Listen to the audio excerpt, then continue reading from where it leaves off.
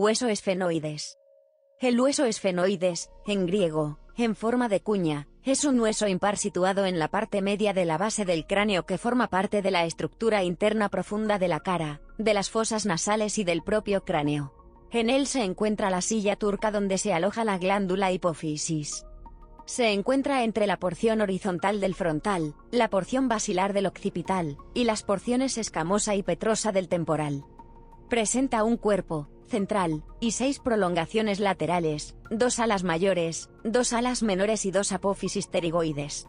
Este hueso, característico de primates, se desarrolla a partir de la fusión de varios huesos que se presentan de manera independiente en otros animales: los aliesfenoides, alas mayores, los orbitoesfenoides, alas menores, el basiesfenoides y el preesfenoides, ambos impares, forman el cuerpo, y los pterigoides, forman las apófisis pterigoideas.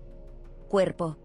De forma cúbica, ocupa la parte central del hueso esfenoides. Aloja a los 2 senos esfenoidales, recubiertos de mucosa y separados por un tabique. Cara anterior presenta primero, desde donde se empieza a describir, en la línea media una cresta esfenoidal, que articulada continúa a la apófisis crista galli, y que termina en una punta llamada proceso etmoidal del esfenoides, o espina etmoidal, por su articulación con este.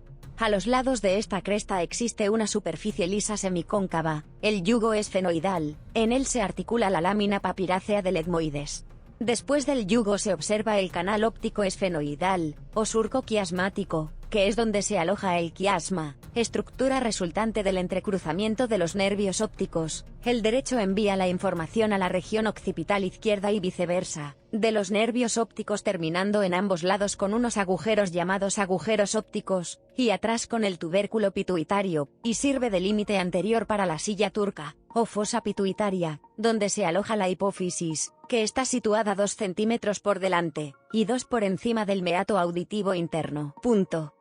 Dorsalmente, posteriormente, la silla turca está limitada por la lámina cuadrilátera del esfenoides, o dorsum sellae, que en sus ángulos superiores presenta unos salientes denominados apófisis clinoides posteriores. Cara inferior.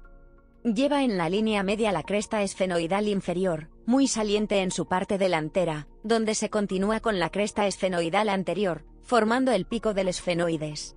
La cresta inferior se articula con el borde superior del vómer que tiene forma de ángulo diedro, y se constituye así el canal esfenovomeriano medio, comprendido entre la cresta y el fondo del canal vomeriano.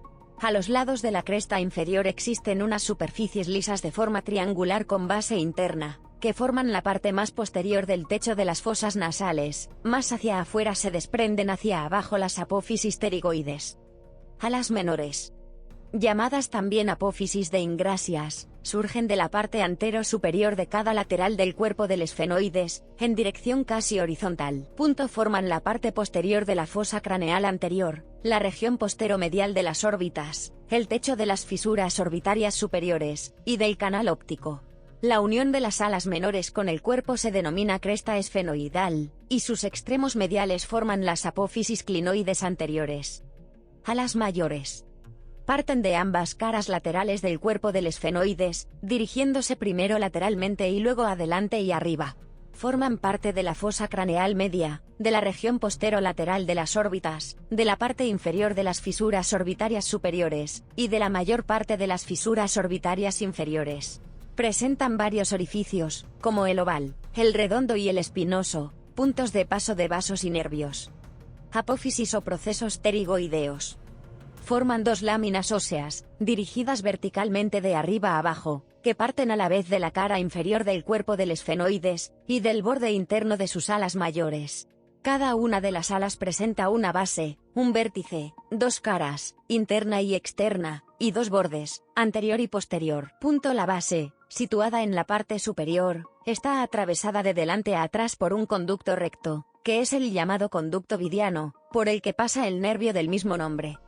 El vértice, bifurcado, está formado por 2 láminas óseas, que se designan con el nombre de lámina lateral y lámina medial. Esta última termina con un gancho por el cual se desliza el rafe pterigomandibular, donde se insertará por anterior el músculo buccinador, y por posterior, el músculo constrictor superior de la faringe. Entre las dos láminas se encuentra una escotadura que, en el cráneo articulado, está ocupada por la apófisis piramidal del palatino. La cara interna de la lámina medial, estrecha y plana, contribuye a formar la pared externa de las coanas, aberturas nasales posteriores. La cara externa de la lámina lateral, ancha y rugosa, forma la pared interna de la fosa cigomática, que sirve de inserción al fascículo inferior del pterigoideo lateral. El borde anterior, liso por arriba, es rugoso en su parte inferior para articularse con el palatino. Además, los bordes anteriores de la lámina medial y lateral se unen entre sí a ese nivel. El borde posterior queda libre. Entre la cara interna de la lámina lateral y la cara externa de la lámina medial se forma una excavación profunda, la fosa pterigoidea, que junto con la apófisis piramidal del palatino darán inserción para el músculo pterigoideo medial. En la parte inferior e interna de la fosa pterigoidea, se encuentra una pequeña depresión oval, la fosita escafoidea o navicular, para el periestafilino externo.